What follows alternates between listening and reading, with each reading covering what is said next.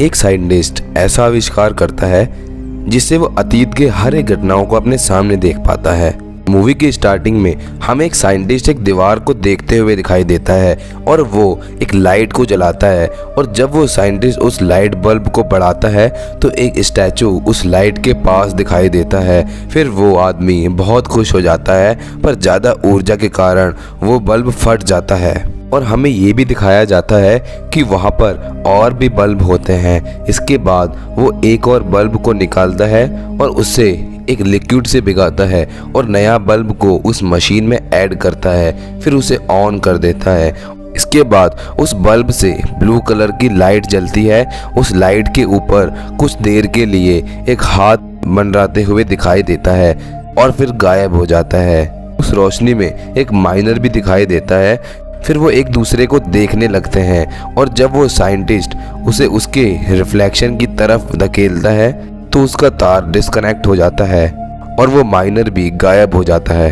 फिर वो साइंटिस्ट एक दुकान पर जाता है और वहाँ से एक रॉड खरीदता है और अपना काम शुरू कर देता है। फिर इसके बाद वो साइंटिस्ट एक बहुत ही पुराने घर में जाता है और वहाँ जाकर वो फ्लैशलाइट को जलाता है। फिर उस फ्लैशलाइट से उसे एक परछाई दिखाई देती है। कैमरे में उस फ्लैशलाइट को फोकस किया जाता है तो दिखाई देता है कि वो साइंटिस्ट अपनी पुरानी इन्वेंशन को अपग्रेड करके टॉर्च में कन्वर्ट कर देता है। और फिर जब वो लाइट को ऊपर करता है तो दिखाया जाता है कि एक रोबोट जैसे हवा में मंडरा रहा है, और जब वो साइंटिस्ट अपना सर हिलाता है तो वो रोबोट भी अपना सर हिलाता है, और जब वो अपना हाथ हिलाता है तो वो रोबोट भी अपना हाथ हिलाता है। इसके बाद वो एक बड़े से रूम में जाता है जहां उसे एक म्यूजिक प्लेयर दिखाई देता है, और जब वो उस ब्लू लाइट को उस प्लेयर के ऊपर रखता है तो वो म्यूजिक प्लेयर बजने लगता है और वहां पर कुछ कपल्स डांस करने लगते हैं। इसके बाद वो साइंटिस्ट उसी घर के दूसरे जगह जाता है तो उसे नजर आता है कुछ मछलियां हवा में तैर रही होती हैं। फिर कुछ देर बाद उसे गरजने और चीखने की आवाज एक साथ सुनाई देती है। जिस रूम से वो आवाज आ रही होती है वो वहां जाता है। वहां पर उस दीवार पर बहुत खरोचने के निशान थे। फिर उस लाइट की मदद से उसे वहां पर कोई दिखाई देता है। वो उस तरफ मुड़ के गरज रहा होता है। फिर वो उस साइंटिस्ट को देख लेता है और उसके तरफ कुछ सामान फेंकने लगता है। फिर तभी उस साइंटिस्ट का वो टॉर्च टूट जाता है। फिर उसे वो आदमी दिखाई नहीं देता। इसके बाद वो जल्द ही दूसरे रूम में जाके अपने टॉर्च का लाइट बल्ब चेंज कर लेता है।